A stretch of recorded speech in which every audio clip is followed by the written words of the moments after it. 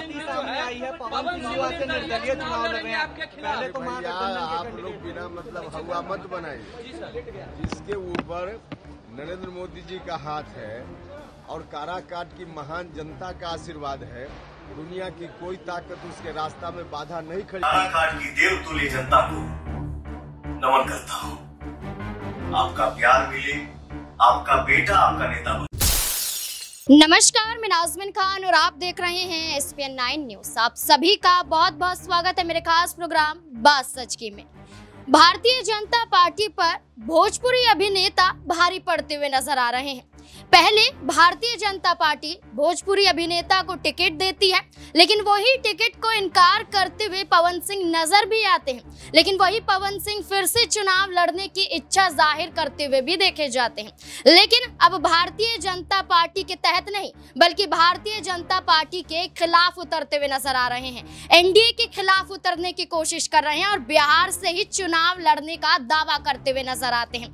इतना ही नहीं, चुनाव लड़ने के लिए कई सीटों का ऑफर पवन सिंह को किया गया। पहले पश्चिम बंगाल की आसनसोल से चुनाव लड़ने के लिए पहली लिस्ट में पवन सिंह का नाम भारतीय जनता पार्टी ने शामिल किया।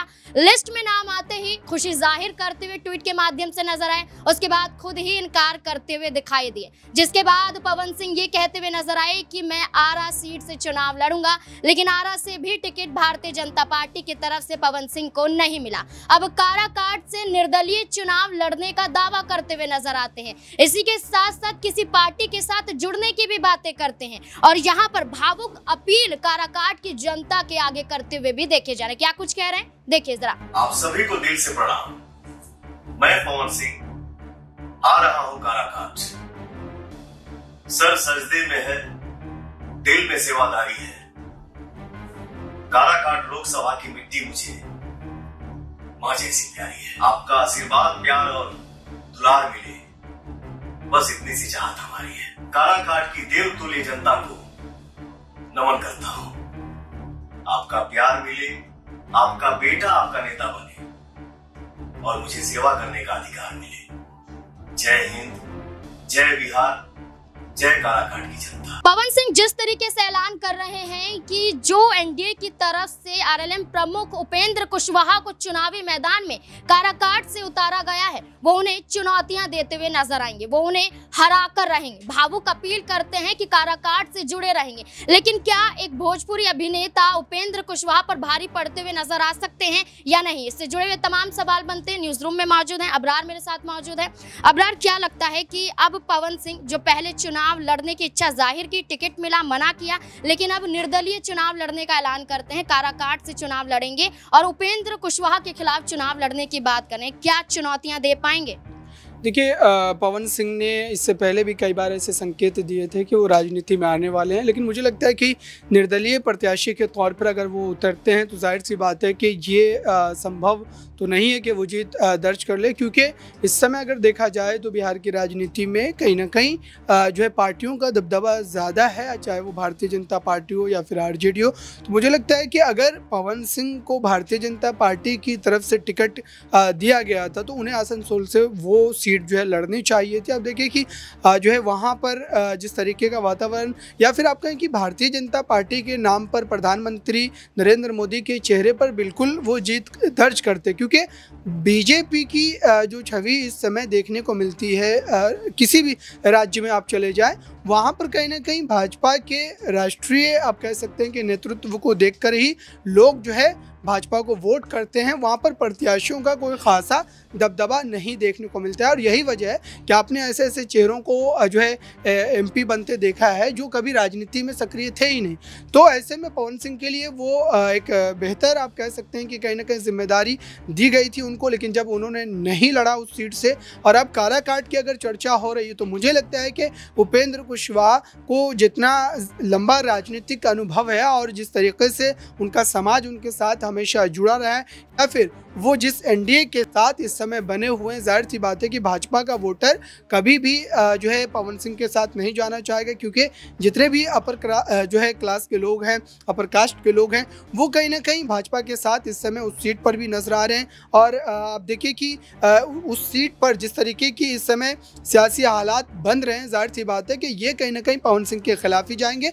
और उपेंद्र कुशवाहा पहले से ही वहाँ पर अपने कार्यकर्ताओं को, अपने जो है समर्थकों को लगातार काम पर लगाए हुए हैं। हर बूथ पर, हर प्रखंड पर लगातार उनके जो दौरे हैं वो हो रहे हैं। तो ऐसे में इन तमाम बातों के बावजूद भी पवन सिंह अगर ये सोच रहे हैं कि निर्दलीय प्रत्याशी के रूप में वो वहाँ से जीत दर्ज कर लेंगे, तो ये बिल्कुल असंभव सा लग रहा है। और ये आप कह सकते हैं कि पार्टी के निशान के बगैर पवन सिंह के लिए चुनावी जीत दर्ज कर पाना बिल्कुल जो है यकीनी नहीं माना जाएगा।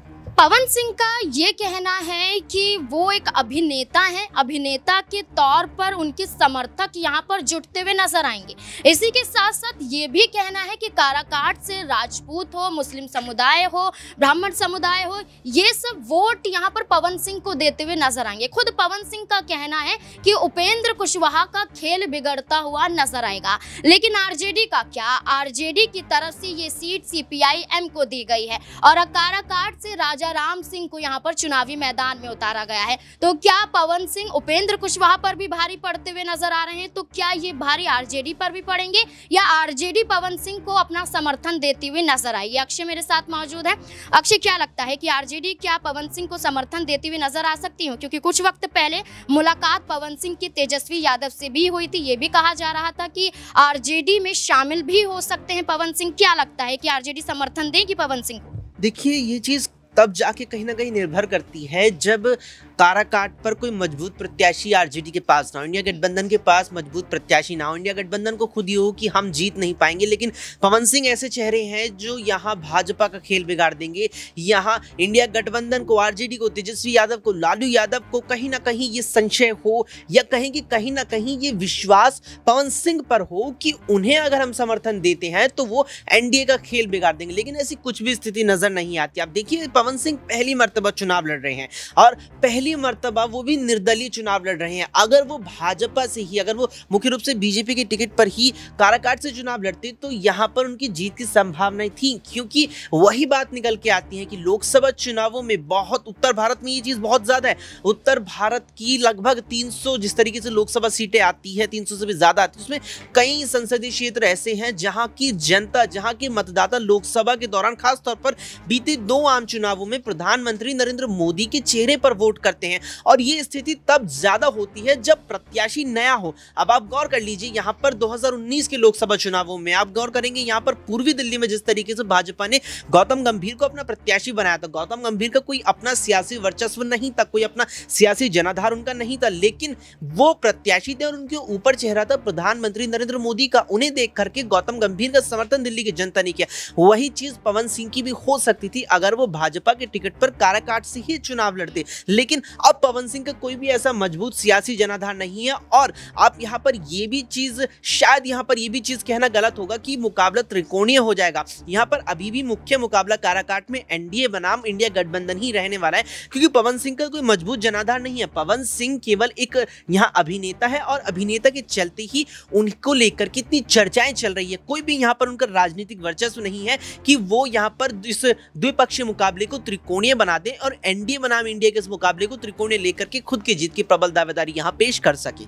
देखिए, पवन सिंह का जो जिक्र अब काराकाट से होता हुआ नजर आ रहा है, इस दौरान उपेंद्र कुशवाहा ये कहते हुए नजर आते हैं कि जिस पर प्रधानमंत्री नरेंद्र मोदी का आशीर्वाद है वो हार ही नहीं सकता है। तो क्या उपेंद्र कुशवाहा को ये दावा है कि पवन सिंह आ जाए, आरजेडी की तरफ से कोई भी प्रत्याशी उतार दे या कोई भी मैदान में उतर जाए, लेकिन उपेंद्र कुशवाहा को काराकाट से कोई भी नहीं हरा सकता है? ये जो दावे उपेंद्र कुशवाहा की तरफ से किए जा रहे हैं, क्या ये दावे हकीकत में बदलते हुए नजर आएंगे या फिर ये अफवाहों में बदलते हुए नजर आएंगे? तनुज मेरे साथ मौजूद है। तनुज, क्या लगता है, उपेंद्र कुशवाहा ये कहते हैं कि प्रधानमंत्री का आशीर्वाद है, जीतूंगा तो मैं ही, पवन सिंह को उतार दीजिए या किसी को भी उतार दीजिए, क्या लगता है आपको? इतना बड़ा दावा अगर वो कर रहे हैं तो किसी बलबूते पर देखिए वो कर रहे होंगे, जीत उनको दिखाई दे रही होगी, बीजेपी का उनको कहीं ना कहीं सपोर्ट है, वो प्रधानमंत्री का नाम लेकर बोल रहे हैं कि मुझे आशीर्वाद है प्रधानमंत्री का तो मैं ही जीतूंगा, तो किसी बलबूते पर तो वो बोल रहे होंगे।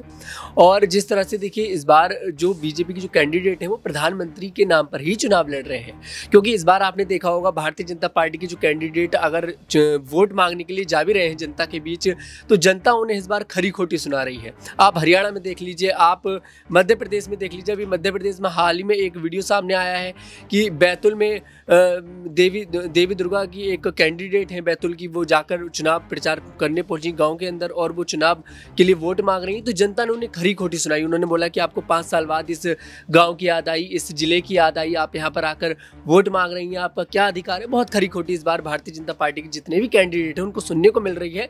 तो उनके पास बस यही एक उपाय बचा है कि वो प्रधानमंत्री नरेंद्र मोदी के नाम पर वोट मांगे, क्योंकि कहीं ना कहीं प्रधानमंत्री जो हैं वो एक भारतीय जनता पार्टी का सिर्फ एक ऐसा चेहरा है जिनके नाम पर उन्हें वोट मिल सकता है, क्योंकि भारतीय जनता पार्टी का कोई भी ऐसा कैंडिडेट नहीं है जो अपने बलबूते पर चुनाव लड़े और चुनाव जीत कर दिखा दे। तो सिर्फ इसी बलबूते पर वो बोल रहे हैं, और क्योंकि उनको खुद को पता है कि अपने बलबूते पर किस आधार पर मैं वोट मांगूंगा, कोई आधार है ही नहीं वोट मांगने का, इसलिए प्रधानमंत्री को वो आगे कर रहे हैं कि जनता कहीं ना कहीं पहले की तरह बहकावे में आ जाए और उनको वोट दे दे।